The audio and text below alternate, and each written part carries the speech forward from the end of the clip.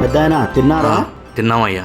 ఇంతకుముందు 5-10 మందే కనిపించేవాళ్ళు, ఇప్పుడేంటి ఓల్డేజ్ హోమ్లో ఎక్కువ మంది కనిపిస్తున్నారు? అవును సార్, పిల్లలు చూడని తల్లిదండ్రులు కొంతమంది, పిల్లలు లేని వృద్ధులు కొంతమంది, వీళ్ళల్లో కనీసం ఒక్క 10 మందికైనా హెల్ప్ చేయాలని ఈ రెడీ టు సర్వ్ ఫౌండేషన్ ప్రయత్నిస్తుంది సార్.